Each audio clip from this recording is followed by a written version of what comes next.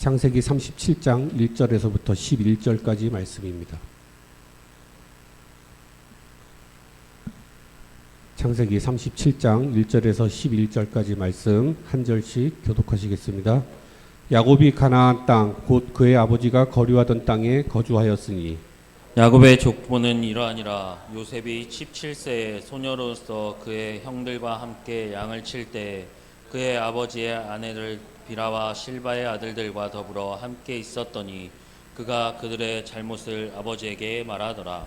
요셉은 노년에 얻은 아들이므로 이스라엘의 여러 아들들보다 그를 더 사랑하므로 그를 위하여 채색 옷을 지었더니 그의 형들이 아버지가 형들보다 그를 더 사랑함을 보고 그를 미워하여 그에게 편안하게 말할 수 없었더라. 요셉이 꿈을 꾸고 자기 형들에게 말하매 그들이 그를 더욱 미워하였더라. 요셉이 그들에게 이르되 청하건대 내가 꾼 꿈을 들으시오. 우리가 밭에서 곡식단을 묶더니 내 단은 일어서고 당신들의 단은 내 단을 둘러서서 절하더이다.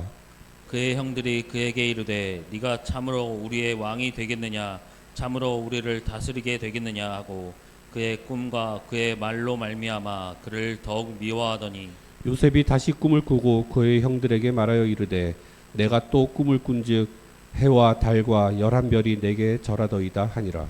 그가 그의 꿈을 아버지와 형들에게 말하매 아버지가 그를 꾸짖고 그에게 이르되 네가 꾼 꿈이 무엇이냐, 나와 네 어머니와 네 형들이 참으로 가서 땅에 엎드려 내게 절하겠느냐. 11절 함께 읽겠습니다. 그의 형들은 시기하되 그의 아버지는 그 말을 간직해 두었더라. 아멘. 야곱의 족보 요셉의 스토리라는 제목으로 오미경 목사님 말씀 증거해 주시겠습니다.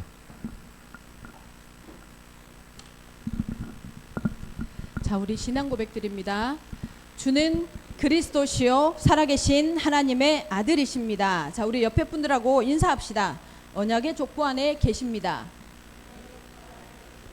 네, 이제 2025년 새해가 밝아졌습니다. 우리 오클랜드 예원교회는 내가 너를 이방의 빛으로 삼아 땅 끝까지 구원하게 하리라는 언약을 붙잡고 시작하고 도전합니다. 언약을 붙잡고 언약으로 시작한다는 말은 무슨 말이냐면 반드시 하나님께서 주신 이 말씀을 성취할 줄을 믿고 우리의 모든 삶의 방향을 거기로 맞추는 것입니다. 그리로 맞추고 거기에 그 앞에 세워놓는 것입니다. 어떻게 하면 되는 겁니까? 어떻게 하면 이 하나님의 말씀이 성취되어지는 현장에 우리도 증인이 되어지고 하나님이 성취하시는 것을 경험할 수 있겠습니까? 말씀드렸죠. 성령이 명령하시는 것으로 출발하시면 된다고.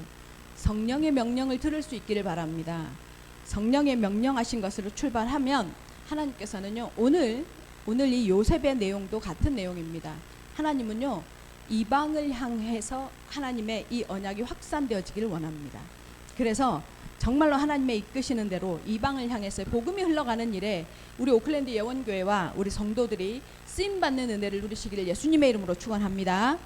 오늘 신년 첫 메시지입니다. 신년 첫 메시지. 지난주에도 했지만 예배를 드렸지만 오늘 신년 첫 주일입니다. 첫 주일 우리가 무엇으로 시작하냐?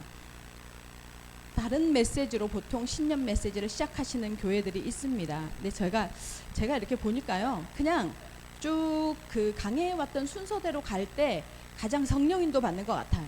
그래서 우리 신년 첫 메시지도 우리가 쭉 강해왔던 형태로 그냥 그 순서대로 메시지를 준비하는데, 와, 오늘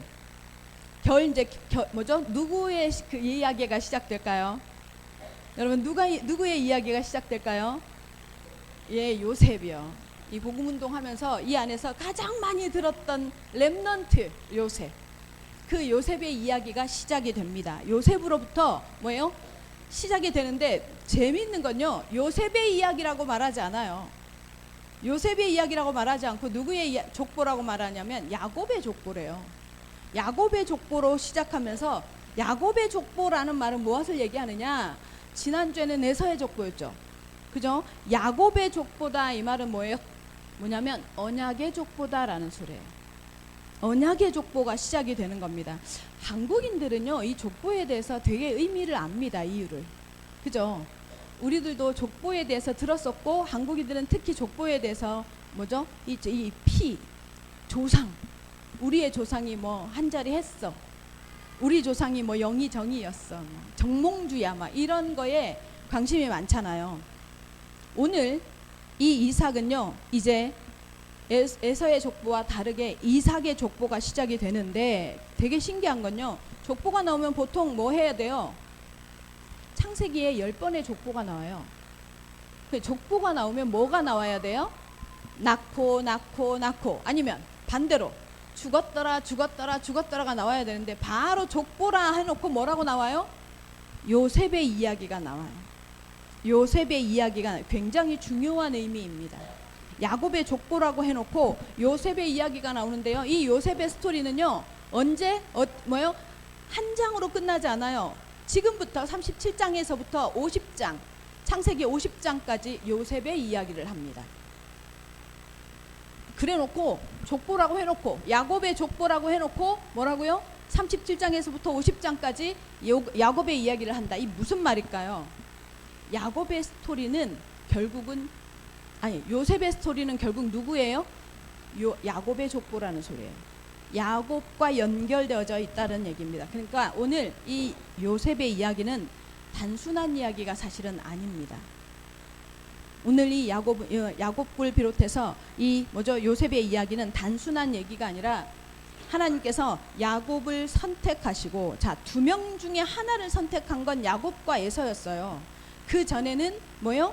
아브라함부터는, 아브라함을 믿음의 조상으로 선택하신 이후론 그 독자 누구였어요? 이삭이었어요. 그 다음에 누구예요? 쌍둥이가 태어났는데 둘째 아들인 야곱을 선택했어요. 근데 이 야곱이요, 아무리 봐도, 인간적으로 봐도 에서랑 비교해서 별로 비교 대상도 안 될 정도로 뭐예요? 찌질해. 한마디로 좀 찌질해. 그런데 야곱을 선택해서 하나님이 무엇으로 만들어가요? 이스라엘로 만들어 가십니다. 지난 금요 예배 때 잔임 목사님께서 메시지를 주실 때 이사야서 43장 메시지를 가지고 그 말씀을 하셨어요. 야곱아, 내가 너를 창조하였고, 이스라엘아, 내가 너를 구속하였나니 너는 내 것이라. 내가 너를 지명하여 불렀나니 너는 내 것이다. 이렇게 이 말씀을 가지고 말씀을 하실 때 이렇게 말씀하셨어요.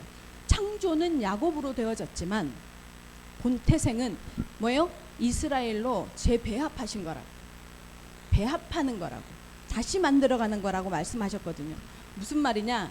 우리의 모습이에요. 우리는 하나님 앞에 야곱의 모습입니다. 울퉁불퉁, 동기, 욕심, 세상적인 관심, 욕구, 소망 다 가지고, 그 덩어리가 우리의 삶이잖아요. 그 덩어리를 하나님께서 뭐해요? 이스라엘로 만들어 가시는 이야기. 그게 창세기의 이야기이면서 뭐예요?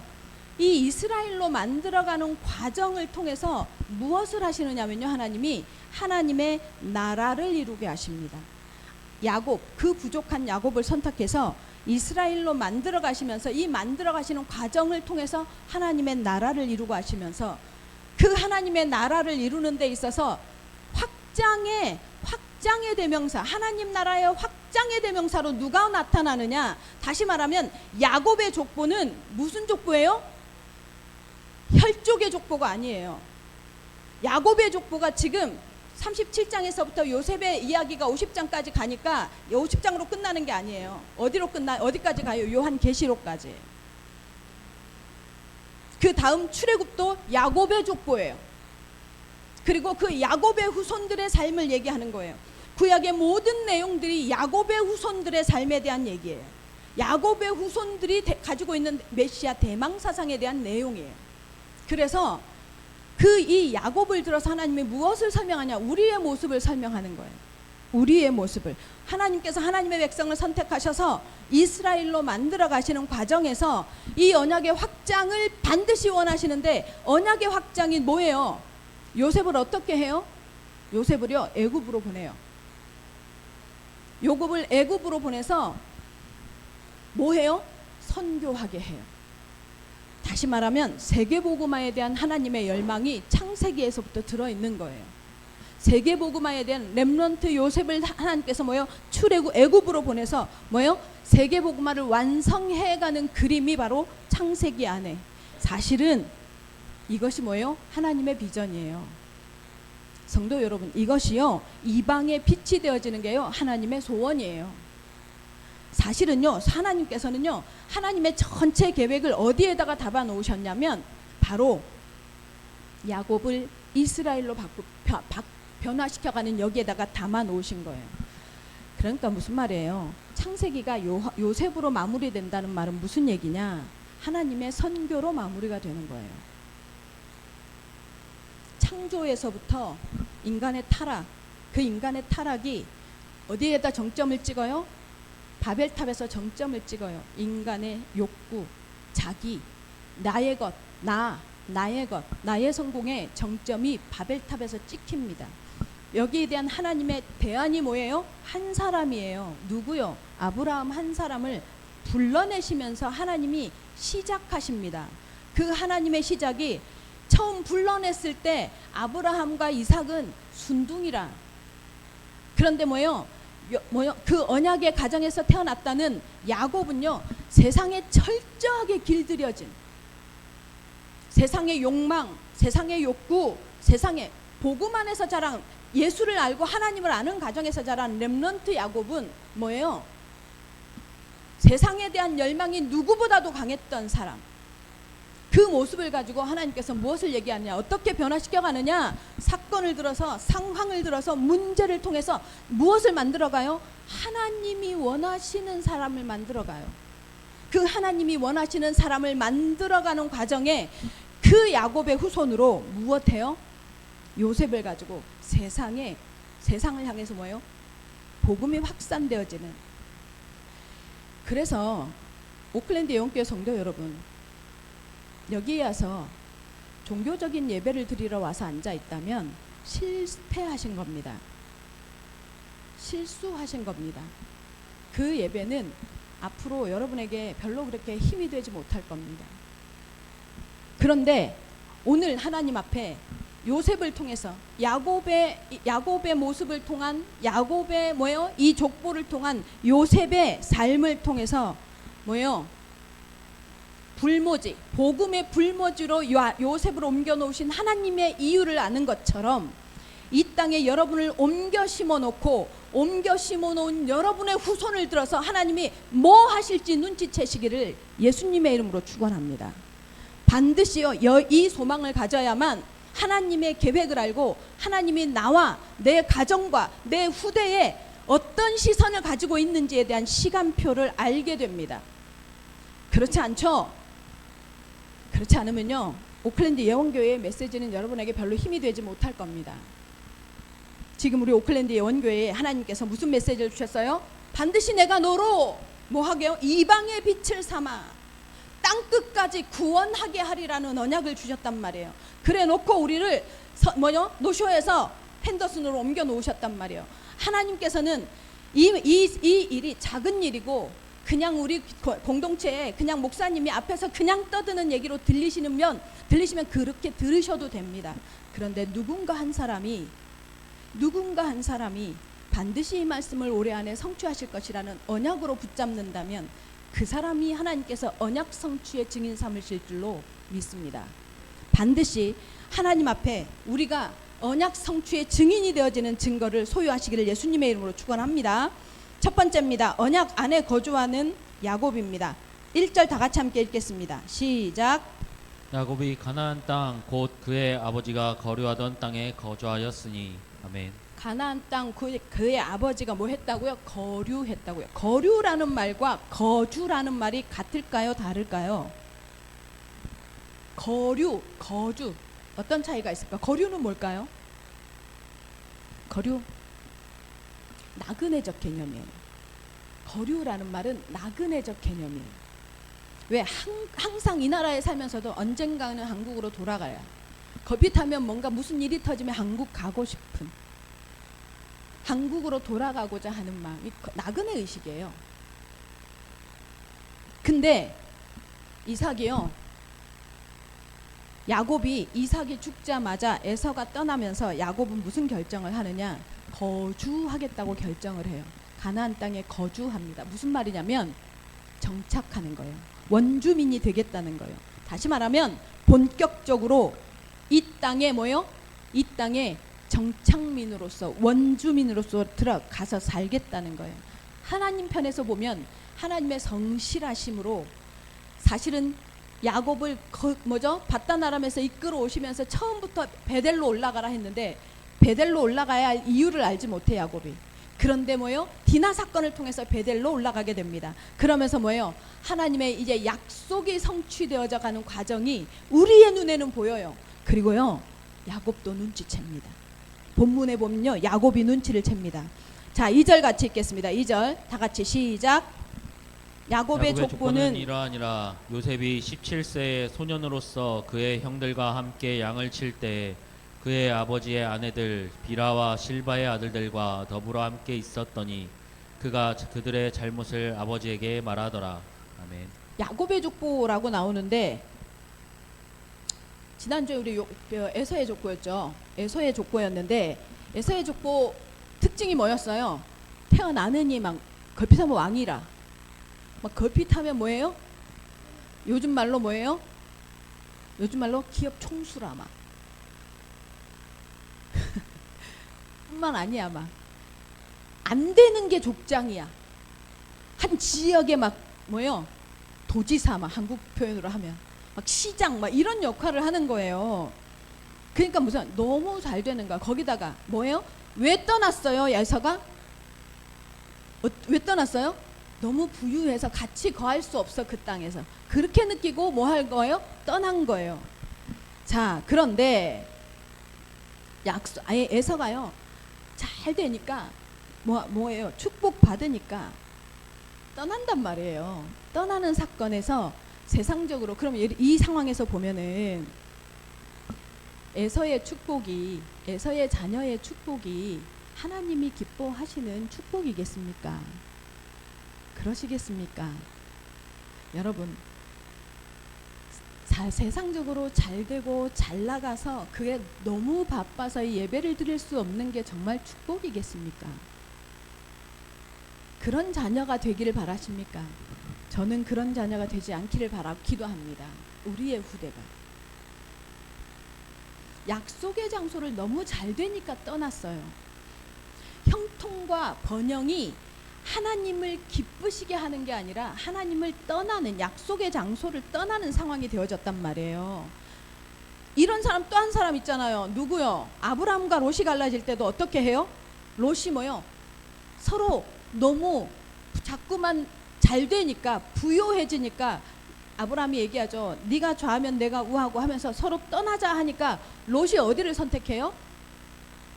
소돔과 고모라 땅을 선택합니다. 에덴 동산 같고 애굽 같은 모습을 보고 떠납니다. 우리가요, 하나님께서 우리에게 주시는 축복, 말씀을 통해서 우리에게 주시는 축복을요, 세속적이고 세상적으로 판단하죠. 굉장한 오류가 일어납니다. 그래서 자꾸 버퍼링이 걸리는 거예요. 왜 내 인생에 이런 문제가 생길까? 왜 나한테만 이런 상황이 벌어집니까? 왜 나한테 자꾸 하나님이 이렇게 말씀하십니까? 제가 단언하건대 제가 이번에 죄송해요. 11월 이후 하나님, 내가 목회를 할 때 제가 크게 우리 성도들한테 무슨 실수를 하거나 경제 문제라든가 성적 문제라든가 또는 그 외에 그 목회자들 3대 문제가 있어요. 이 문제에 걸리지 않으면 목회 성공한다라는 얘기가 있거든요. 그래서 그런데 내가 이 질서를 지켜서 하나님 앞에 특별하게 문제 없이 우리 오클랜드 예원교회 성도들도 특별하게 어려움 없이 잘 성장해 왔고 이렇게 왔는데 11월 달에 있어진 어떤 이 이슈 그리고 이제 본교회의 이슈, 이것이요 막 교회를 잡아 흔드는 걸 제가 보면서 무슨 생각이 들었냐면 죄송해요. 이게 무슨 팔자센 목회자 같아 막 이러면서, 불신자 말로 무슨 팔자야 이게 막 이러면서 이런 생각을 했거든요. 그 과정을 지나고 그 과정 가운데서 뭐가 막 드러나요. 우리 교회 성도들, 우리 교회의 여러 가지, 거기다 이사하면서 성전 구입하면서 막 교회들의 이런 여러 가지 상황들이 막 개인적인 인간적인 갈등들이 막 드러나는 거예요. 제가 못 견디는 게 그거거든. 그런 갈등들이 드러나니까 내가 빨리 여기를 사직하고 떠나야겠다라는 생각이 제일 먼저, 그러니까 피하고 도망가는 선택부터 하게 되더라고요. 내가 그 생각을 자꾸 하는 거예요. 저는 싫은 사람은 안 봐요. 그냥 뭐 지적 잘 안 해요. 그냥 안 보면 되잖아요. 그러니까 아니요, 떠나야지 이런 생각을 계속 하는데요. 하나님이요 저한테 이 과정을 쭉 지나왔는데, 지나오면서 여러분, 모든 사람은요 자기가 가지고 있는 문제가 최고의 문제 같잖아요. 나한테 당해 있는 문제가 최고의 문제 같잖아요.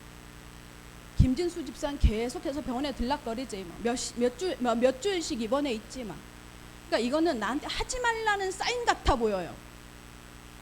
하지 말라, 목회를 계속하지 말라는 사인 같아 보이고, 생각도 안 나.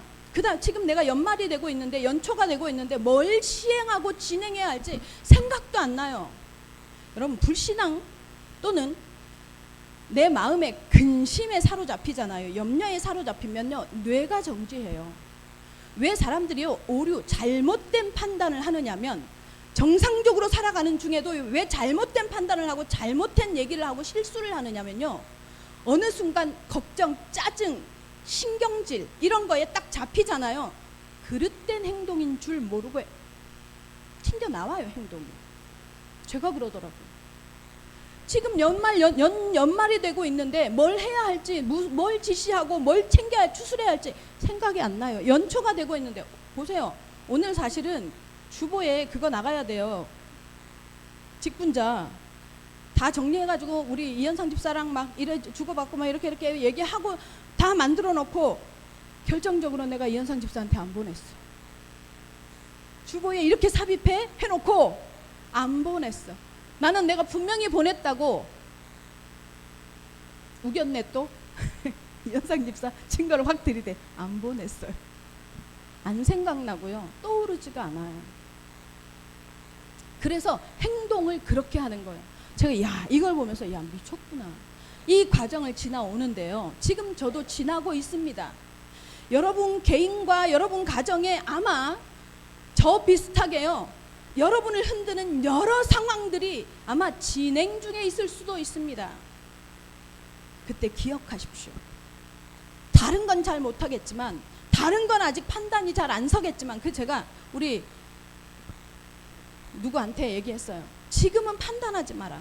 지금은 결정하지 마라. 그냥 서 있어라. 그럴 때는요 그냥 서 있어야 돼요. 일단은 내가 있는 자리에 서 있어야 돼요. 어딘가를 결정하고 떠나버리잖아요. 행동해버리죠. 실수가 됩니다.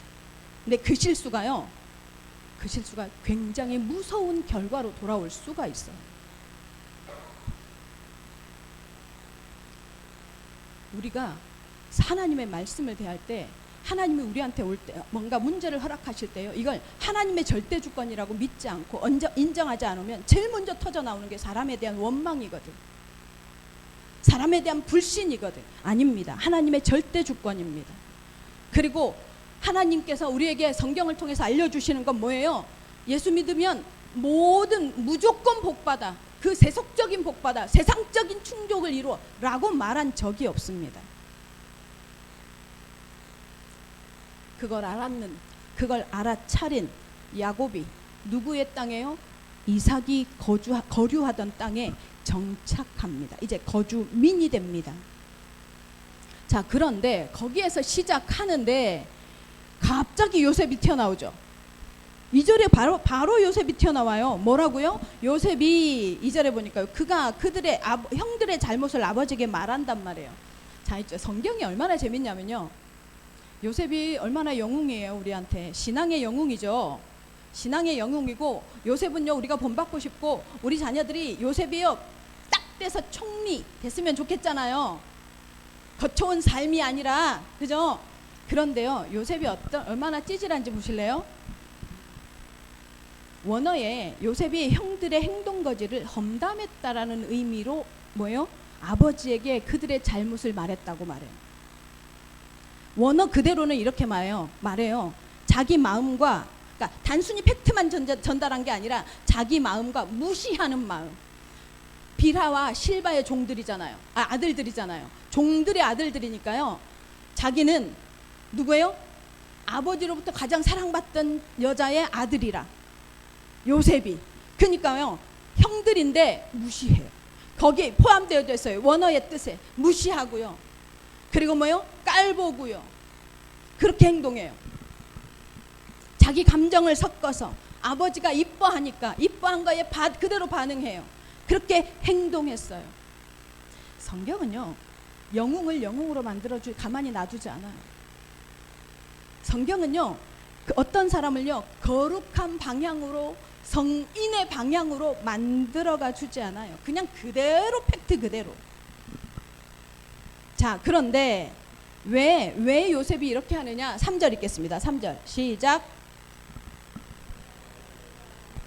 에게 다시 시작.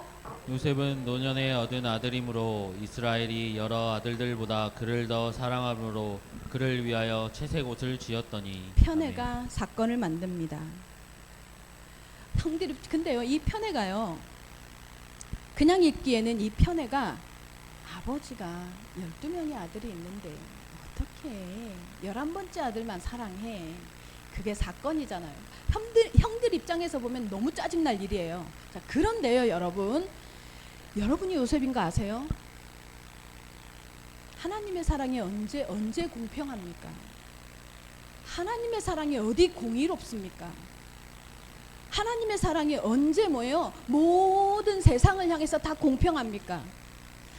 보통 아가페의 사랑이라고 말하면 아가페 사랑, 스톨게의 사랑 이러면서 그 헬라식 네 가지 사랑으로 얘기하잖아요. 에로스의 사랑 이런 이 사랑이요 네 개로 구분돼요. 사랑이 어떻게 네 개로 구분돼요?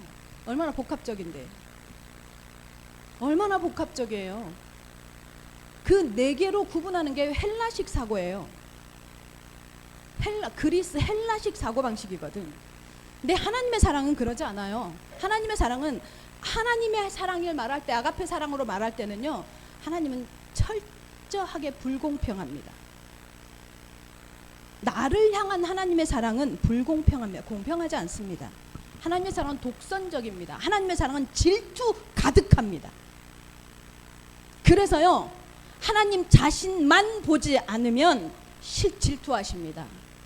그 마음으로 우리를 향해서 사랑하십니다. 아니, 도대체 내가 생각해 보십시오. 내가 뭔데? 우리가 뭔데요? 여러분이 뭔데요? 세상적인 시각으로 보면 솔직히요, 알아줄 이유가 없고 쳐다봐줄 이유가 없고 우리 그냥 보통의 소시민인 거잖아요. 하나님은 그런데 완전 포커스 나만을 향해서. 제가 우리 세진이 엄마가 저희 집에 왔는데 그 다음 날요, 혼자서 어딜 갔다 오더니 어딜 갔다 왔냐면 세진이가 코스타 수련회를 갔는데 거길 갔다 온 거예요. 그 많은 애들 중에 세진이 바로 보이더래요. 바로 보이더래. 세진이가 고개를 잘 들고 있는 애가 아닌데 내가 그랬거든. 고개 숙이고 있어. 너 보이더래. 그 수백 명 아이들 중에요, 내 아들은 보이는 거예요. 여러분, 하나님이 그런 시선으로 여러분을 보고 있으면 믿으시기를 예수님의 이름으로 축원합니다. 그게요, 하나님의 공평하지 않는 사랑이에요. 얼마나 하나님께서 우리를 사랑하셨는지 자기 아들을 목숨을 주셔서 사랑하신다는 걸 믿으시기를 예수님의 이름으로 축원합니다. 그래서 사람 아무도 나를 인정하지 않아도 하나님이 나를 인정하심으로 살아가는 하나님의 자녀들 되시기를 예수님의 이름으로 축원합니다.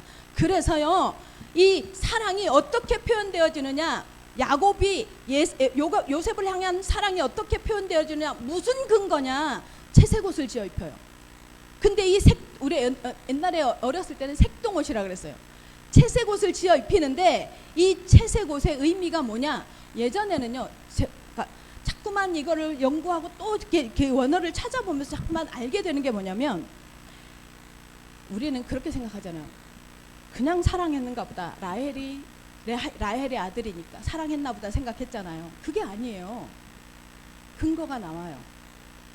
요셉이 하는 말을요, 야곱이 마음에 담더라. 마지막 절 11절에, 그죠? 근거가 나와요. 왜 담냐면요, 이유가 있어요. 이 채색 옷을 지어 입히는 이유예요. 토라를 연구하는, 토라를 전문적으로 연구하고 가르치는 어떤 기관에서는 이 내용을 어떻게 해석하냐면, 각 가정에 자녀들이 있잖아요. 야곱의 자녀들만 12명 있었던 게 아니에요. 자녀들 많았어요. 그때 각 가정에 자녀들이 있는데 이 자녀들 중에서 하나님을 향해서 토라를 가르치고 토라에 대해서 관심을 가지는 그 자녀에게 채색 옷을 지어 입히면서 장자권, 다시 말하면 상속권을 넘겨주는 전통이 있었대요. 그 당시에. 그냥 무슨 말이에요? 요셉이 무엇에 관심이 있는 거예요? 하나님에 관해서, 하나님의 언약에 대해서, 하나님의 약속에 대해서 관심이 있는 거예요. 그걸 보고 야곱이 뭐예요? 요셉을 채색 옷을 지어 입히는 거예요. 근데요, 야곱은 자기가 경험했잖아요. 야곱은 뭔 경험했어요? 어떤 경험했어요? 자기가 차자잖아요. 장자 아니잖아요. 장자 아니었는데 야곱이요, 요셉을 보면서 뭘 느꼈겠어요? 아, 얘구나. 태중에서 선택된 애가 얘구나. 복중에서 미리 짓기 전에 선택된 애가 얘구나. 요셉을 보면서 그걸 느낀 거예요. 그러면서 뭐요? 채색 옷을 지어 입히면서 장자권으로 임명하면서요, 뭐요? 상속권을 넘겨줘요. 왜요? 자기가 그 경험을 했잖아요. 자기가 어머니 뱃속에서, 자기가 어머니 태중에서 누구로? 일방적인 선택을 받았단 말이에요. 근데 자기는 자기 열심으로 장자니까 장자권을 사랑하는 줄 알았는데 하나님이 뱃속에서부터 태중에서부터 선택했다는 자기 인식, 자기 반증으로 이상하게 자기는 장자권에 관심이 있었단 말이에요. 자기는 이상하게 뭐 했어요? 하나님의 거기에, 하나님의 그것에 반응했단 말이에요. 언약에 반응했고 장자권에, 그것이 자기 반응이었어요. 이미 선택받은 것에 대한 자기 반응이었음을 알았단 말이에요. 그래서 요셉을 보면서 뭘 본 거예요? 얘구나. 얘가 선택된 애구나. 이걸 본 거예요. 그래서 요셉을 놓고 채색 옷을 지어 입히면서 아, 상속권이 이리로 넘어가는구나 라는 걸 보게 된 거예요. 오클랜드 영교회 성도 여러분, 야곱은요, 이 마음으로 이삭이 살았던 거류민이었던 그 이삭의 거류민의 신분을 거주민으로 바꿔요. 하나님이 뭘 원하시는 줄을 알게 되면서. 그래서 그 시선으로 요셉을요, 뭐요? 채색 옷을 지어 입히면서 상속권을 넘기겠다고 결정합니다. 그래서 뭐요? 야곱이 요셉을 두고 채색 옷을 지어 입히면서 상속권을 넘기는 건 무엇을 의미하느냐? 야곱에게서 뭐요? 언약이 요셉에게 전달되어질 것을 야곱이 눈치채는 거예요. 오클랜드 영교회 성도 여러분, 왜 언약 안에 있으라 하는 줄 아십니까? 언약 안에 있다고 문제 없습니까? 언약 안에 있으면 아무 상황 안 생깁니까? 아니, 없는 문제도 만들어내는 게 우리 성향이잖아요. 그죠? 그런데요, 이 언약 안에 있으면요, 이 언약 안에서 무엇이 풀리느냐? 하나님의 의도가 풀어내지는 거예요. 아멘. 그래서요, 언약 안에 거주하는 하나님의 사람들 되시기를 예수님의 이름으로 축원합니다. 두 번째입니다. 야곱의 족보 요셉의 스토리입니다. 5절 다 같이 함께 읽겠습니다. 시작. 요셉이 꿈을 꾸고 자기 형들에게 말하매 그들이 그를 더욱 미워하였더라. 아멘. 6절도 시작. 요셉이 그들에게 이르되 청하건대 내가 꾼 꿈을 들으시오. 참, 근데 이 요셉이 아까도 말한 것처럼 참 등장부터 참 찌질하게 등장하죠. 우리 자녀들을 두고요, 지금 우리 자녀들을 두고요, 이 아이가 뭐 해먹고 살까, 이 아이가 어떻게 살아갈까, 이 아이가 세상에서 뭘 어떨까 짐작하십니까?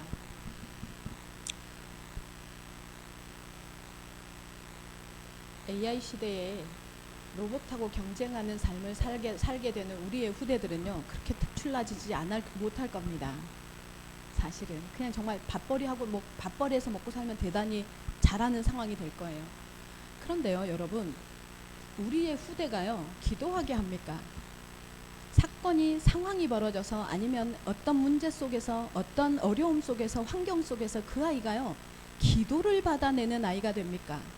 이유 있는 줄 믿으시기를 예수님의 이름으로 축원합니다. 요셉이요, 찌질합니다. 형들의 이야기를, 사람이 가지고 있는 모든 속성을 다 갖고 다 보여주잖아요.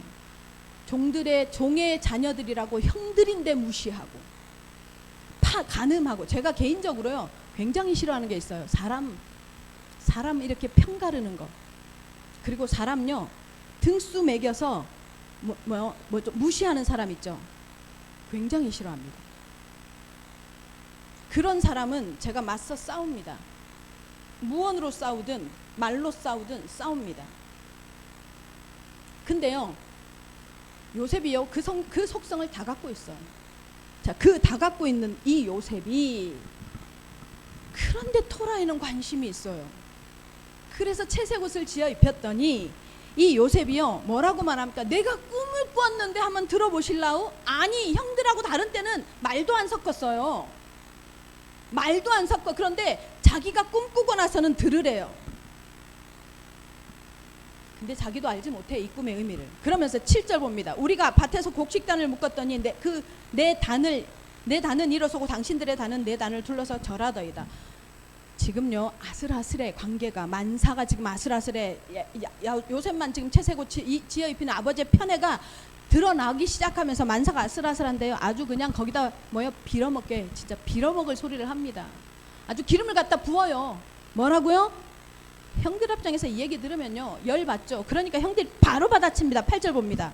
그의 형들이 그에게 이르되 네가 참으로 우리의 왕이 되겠느냐, 참으로 우리를 다스리겠느냐 하고 그의 꿈과 그의 말로 말미암아 그를 더욱 미워하더니, 그래서 이때요 없애고 싶어 해요. 근데요 똑같은 내용이 또 나오죠. 성경 어디예요? 예수님이 그러잖아요. 아니, 좀 피해서 안식일에 바리새인들이 당신을 죽이려고 하는 거 다 뻔히 알면서 안식일에 병 고치지 말고 좀 피해서 그 다음날 고치고 좀 그러면서 좀 덜 드러내시지, 좀 덜 자극하시지, 막 대놓고 안식일에 병 고치면서. 그래서 사람들이, 바리새인들이 결국 예수님을 죽이려고 하죠. 요셉이 굉장히 예수님과 닮았습니다. 나타나는 증상이. 이 얘기를 요셉의 형들이 알아차릴까요? 못 알아차릴까요? 못 알아들어요. 못 알아들어요. 저도 가끔 제가 이렇게 보면요, 어떤 말을, 어떤 이 진행되어지는 일을요 잘 못 알아차릴 때가 있어요. 이게 영적인 얘기다, 아니 진단까진 해. 우리가 복음 운동하면서 복음 안에 있어가지고 이게 사단이 하는 짓이야, 이게 무슨 이런 어제도 어떤 분하고 막 통화를 하는데 사단이 어쩌고 저쩌고 흑암이 어쩌고 저쩌고 막 다 진단은 해. 내가 가만히 그 얘기를 듣고 있다 그런 생각을 했어요. 그래서 so what? 어쩌라고? 사단이라고 진단하고 흑암이라고 진단했지만 사람 당신 눈에 보여지기 좋은 형태로 결과물이 나와야지 되는 거잖아. 그렇잖아요. 당신이 원하는 대로 어떤 상황이 만들어져야지만 하나님이 하신 일이래. 천만에 만만의 콩떡이에요. 그런 적 없어요, 하나님은.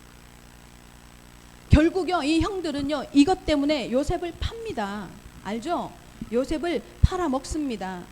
세상은요 이 영적인 것을 잘 못 알아차립니다. 이 자리에 같이 앉아서 예배를 드려도요 영적으로 하나님께서 나에게 주시는 메시지가요 안 들리는 사람이 많아요. 하나님의 말씀이요 뭘로 들려요? 그냥 지나가는, 육에 아직 여전히 머물러 있어요, 형들은. 그래서 요셉이 지금 꾼 꿈을 요셉도 모르고 형들도 모르고 모릅니다. 하나님의 계획, 하나님의 뜻 모릅니다. 그리고요 세상은요 반대로 또 하나님의 뜻, 하나님의 계획 이렇게 말하잖아요. 그러면 뭐해요? 반대로 뭐해요? 생리적으로 싫어해요. 왜요? 세상 임금이 누구예요? 사단이니까, 흑암이니까 싫어합니다. 요한복음에 보면요 예수님이 제자들을 놓고 기도해요. 요한복음 17장 이렇게 말해요. 내가 너희를 세상을 향해서 보내면서 이리에게로 보내는 것 같다. 그러나 담대하라. 내가 뭐라고요? 세상을 이기었노라. 예수 믿는 우리는요, 복음을 가진 우리는요 상대가 이해하지 못해도 우리 자신이 확신하고 나가야 되면 어떻게 해요? 세상은 이미 그리스도께서 이기었다고. 아멘. 세상을 예수 그리스도께서 세상의 주관자인 사단의 머리를 밟아버리셨다고 믿고, 그럼 지금 나에게 나타나는 일, 지금 우리 환경에서 일어나고 있는 상황 무슨 말이에요? 그것 때문에 매여야 돼요? 그것 때문에 왜 사람인데 왜 안 매여요? 그것 때문에 울부짖죠. 근데요 기억하십시오. 울부짖으면서 야단 소리치고 하면서 싸우면서 아니면 뭐예요? 낙심하면서도 기억하세요. 뭐예요? 이겼다 이 사건을. 아멘. 이 상황은 해결됐다. 그런데 지금 내가 어떻게 하는 게 속지 않는 건지 찾아내시기를 예수님의 이름으로 축원합니다. 생리적으로 세상은 우리를 싫어해요. 특히 복음 앞에 서는 거 싫어해요. 언약 정확하게 붙잡는 거 싫어합니다. 근데요, 예수님이 직접 이 얘기를 했어요. 세상을 미워할 것인다. 세상이 미워할 것인다. 이걸 직접 어떻게 보여주는 줄 아세요? 예수님이 세상이 어떻게 너희를 예수 믿는 사람을 싫어하는지 보여주는 줄 아세요? 성경에 마태복음, 마가복음에도 그렇고 누가복음에도 그렇고 어떤 장면이 나오냐면 제자들과 70인들을 2명씩 짝지어서요. 어디로 보내냐면 현장으로 보내요. 현장으로 보내요. 그런데요, 제가 이 본문을 설교를 준비하기 전에는 그게 의문이 아니었어요. 그게 눈에 안 들어왔는데 본문을 준비하면서 세상을 이겼노라 이 말씀을 딱 떠올리면서 그 장면을 찾아보는데 되게 재밌는 장면이 나와요. 마가복음 10장에요. 마가복음에 70인 제자들을 보내거든요. 보내기 직전에 무엇을 보여주는지 아세요? 하나님이? 예수님이 뭘 보여주냐면 예수님의 제자들을 데리고요, 자기 고향 마을로 가요. 제자들을 데리고 고향 마을로 가요. 고향 마을로 가서요, 발도 못 붙이고요, 쫓겨납니다. 예수님이요, 제자들을 직접 데리고 고향을 찾아가서 쫓겨납니다. 보통의 리더들은 자기가 뭐예요, 어떻게 인정받는지, 자기가 어떻게 대단한 사람인지를 특히 제자들이 있으면 보여주잖아요. 예수님 아니에요. 예수님의 제자들이요, 예수님 제자들을 데리고 예수님이요 그 고향 마을로 갑니다. 가는데요, 거기서 쫓겨나요. 그리고 70인을 파송해요. 이게 무슨 말이에요? 너희가 가야 할 세상이 어떤 곳인 줄 아냐라고 보여줍니다. 너희가 가야 할 세상에서 너희가 환영받지 못할 수 있다. 그래서 뭐라고 표현해요? 발에 먼지를 털어버리라고 말합니다. 그러면서 뭐라고 말합니까? 마지막 때에 그때 임할 심판이 임하는데요, 그보다 더 무서운 심판이 없을 것이다 말합니다. 더 무서운 심판이 뭐예요? 복음 못 듣는 거예요. 하늘에서 막 유황불이 내리 이게 심판이 아니고요, 복음 못 듣는 거예요. 하나님 편에서. 야곱의 아들들이 알아차리지 못하지. 당연하지. 결국 야곱은 은전 20에 팔리게 되죠. 이 사건 때문에. 이 사건으로 앙심을 품은 형들 때문에. 9절 읽겠습니다. 9절 다 같이 시작.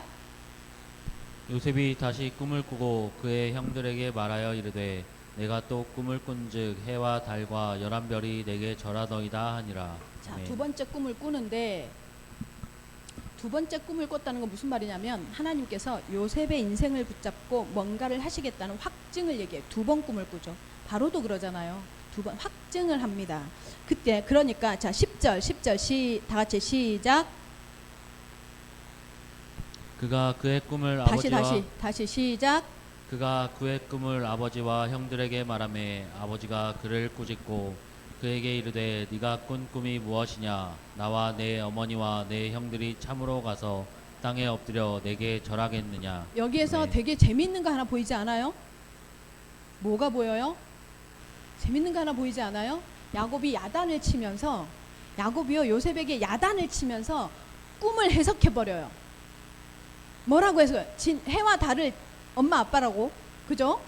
그리고 11별을 형제들이라고 표현하면서 뭐라고요? 진짜 너한테 엎드려서 우리 엄마, 내 아버지와 어머니가, 그리고 형제 11명이 네 앞에 엎드려서 진짜 뭐예요? 절하겠느냐 하고 뭐예요? 꿈을 해몽해버려요. 그쵸? 그러면서 11절에 형들은 시기하되 그의 아버지는 그 말을 뭐예요? 간직해 두었더라. 보는 거예요. 무슨 말이냐? 야곱의 눈에 뭐가 들어와요? 여러분 있죠? 여러분의 자녀들을 두고 부모님이 이거 하면요 너무 은혜예요. 야곱이요 요셉의 말을 듣고 분명히 지금 야단쳤죠. 야단쳤지만 이 꿈이 그냥 꿈이 아닌 걸 야곱이 알아요. 그리고 뭐 해요? 마음에 간직해. 무슨 말이에요? 그 말이 무슨 말일까요? 간직한다는 게 무슨 말일까요? 그냥 마음에 담아두었다라요? 그 수준이 아니에요. 너도 시작됐구나 이 소리예요. 하나님의 간섭이 시작됐구나. 네 인생에 하나님의 간섭이 지금 시작되고 있구나. 너를 통해서 하나님께서 뭔가를 이루어 가실 시간표가 왔구나. 이것을요 야곱이 눈치챕니다. 그러니까요 2절에 뭐라고 했어요? 이게 야곱의 족보라고 했는데요. 무슨 말이에요? 실제 이야기는 요셉의 스토리가 진행이 되어져요. 요셉이 이 정중앙에 나와요. 그리고 이 요셉의 내용은요 끝까지 가요. 50장까지 가요. 여러분 요셉의 이야기는요 단순히 요셉의 얘기가 아니라 야곱을 사랑하신 하나님이 이 야곱을 이스라엘로 만드시고 구속하셔서 그를 사랑하시고 구속하시면서 완성해가는 얘기인데 그 완성의 결과, 완성의 방향이 뭔지를 설명하는 거예요. 분명히 야곱의 족보라고 시작을 했는데 누구의 얘기가 나와요? 누구의 이야기가 나와요? 요셉의 이야기가 나와요. 요셉이 어디로 가요? 애굽으로 팔려가요. 애굽으로 팔려가서 뭐 합니까? 총리가 됩니다. 감옥에도 가고 뭐 처음엔 어떻게 돼요? 노예로 갔다가 감옥에도 갔다가 총리가 됩니다. 그 총리가 되어져서 뭐 해요? 자기 가족도 살리고 애굽 전체에 누가 살아계심을 보여줘요? 하나님이 살아계심을 보여요. 그래서 바로가 하나님을 높이도록 요셉의 인생이 그렇게 풀려나가고 그렇게 되어지기까지의 기록이 바로 50장까지예요. 자 그러면 여러분 뭐가 보이십니까?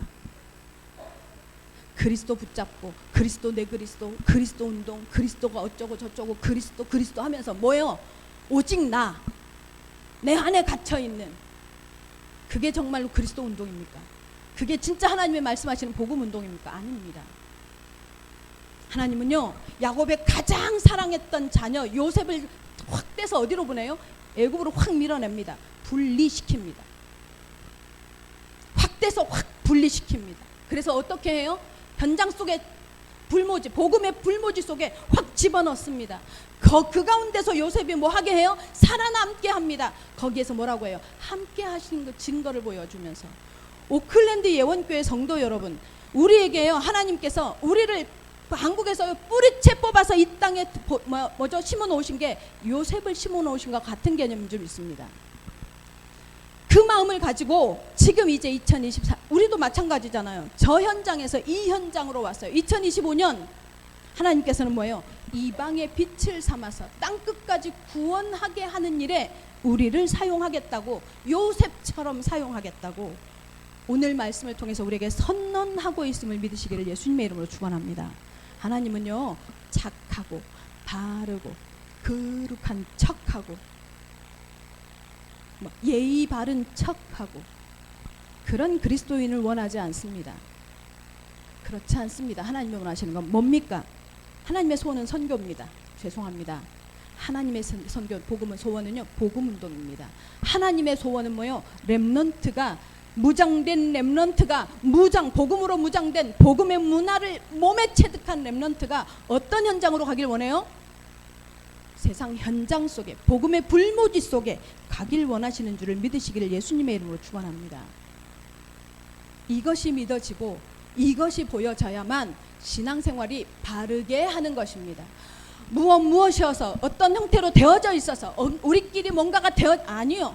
절대로 하나님은 원한 적 없습니다. 그렇게 복음은 확산되어져야 합니다. 복음은 뭐예요? 퍼져야 합니다. 복음은 나가야 합니다. 복음은 분리되어져서 우리 렘넌트들은, 우리 복음 가진 사람들은 더더욱 뭐예요? 더 많은 사람들에게 복음을 전할 수 있는 상황을 만들어 가야 하는 줄로 믿습니다. 그래서 우리 오클랜드 예원교회 성도들은요 정말로 하나님 앞에 다른 것 말고 이 선교의 소망, 이방인을 향한 하나님의 마음, 열심, 이 마음을 가지고 2025년 살아내시기를 예수 그리스도의 이름으로 축원합니다. 결론입니다. 루이나이 웨이라는 중국 불세출의 바둑 기사가 있어요. 여자예요. 여자 바둑 기사예요. 이 여자 바둑 기사가 18살이에요. 중국의 모든 바둑 그 기사들을요 먹어버려요. 결국요 35살에 중국의 바둑계를 다 평정해버려요. 근데 중국 국가의 그 바둑 협회하고 뭐 이렇게 갈등이 생겨요. 갈등이 생기니까 이 친구가 뭔 결정을 하냐면 일본으로 가겠다고 결정을 해요. 그 일본에 이제 바둑 기원이라고 하죠. 기원계에 요청을 해요. 그랬더니 일본에서는 거절해요. 받아들여주지 않아요. 왜냐하면 이 여자가 오면 가뜩이나 이렇게 지금 우리 일본 바둑계에 여자 바둑계가 좀 힘이 없는데 이 여자가 오면 싹쓸이 할 것 같은 거야. 그러니까 안 받아줘요. 결국 어디로 가느냐? 한국으로 돌려요. 시선을. 그러니까 한국의 객원 기사로 등록이 돼요. 이분이. 그런데 한국에 와서 진짜요 명성대로 이창호 구단 아시죠? 다른 건 잘 몰라도 이창호 바둑 기단을 저는 바둑을 배우고 싶어요. 시간이 이렇게 가면 갈수록. 그리고 제가 어렸을 때 잠깐 바둑을 배웠거든요. 이 바둑이 되게 재밌거든요. 근데 이 이창호 구단을 확 먹어버려요. 이 여자가 루이라는 여자가. 그래서요 처음에 와서 2, 3년은요 비길 사람이 없어요. 한국 바둑계에 남자건 여자건 이 여자한테 비길 사람이 없는 거예요. 자, 그런데 딱 2년이 지나서부터 무슨 상황이 발생을 하느냐? 한국 여자 바둑계가요 일취월장해버려요. 그래서 원래 루이가 가지고 있었던 모든 자리를요 한국 여자 기사들이 다 뭐예요? 쟁취해요. 그래서 결국은요 지금 여러분 루이라는 여자 듣고 있어요? 모르죠? 이창호 구단은 들었는데 왜요? 한국 여자 기사들이요 다 먹어버려요 그 자리를. 그만큼 한국 여자 기원사 이 문화가요 성장해버린 거예요. 비해서 일본 여자 바둑계는요 지금도 여전히 침체입니다. 여전히. 무슨 얘기를 하고 싶으냐 여러분, 근육 운동을 할 때요 저항이 생기지 않아요? 내가 하기 쉬운 거는요 절대로 근육이 발달되지 않아요. 그죠? 그래서 나보다 좀 무겁고 근육이 아파져야 근육이 생겨요. 그죠? 그래서 저항이 있어야, 다시 말하면 나보다 강한 자 앞에 서야 내가 성장합니다. 하나님이 하나님의 백성을 성장시키는 방법이 뭐냐? 내가 감당할 수 없을 것 같은 상황과 문제를 허락하십니다. 한마디로 적수가요 만만한 적수로는 절대로 성장하지 못해요. 실력이 늘지 않죠. 여러분의 삶에 만만하지 않은 세상이 놓여 있습니까? 만만하지 않는 환경이 놓여 있습니까? 여러분의 삶에 만만하지 않는 내 근육을 통틀어도 이길 수 없을 것 같은 대적이 있습니까? 그때 하나님께 해결해 주세요라고 기도하지 마십시오. 절대로 해결 안 해주실 거니까.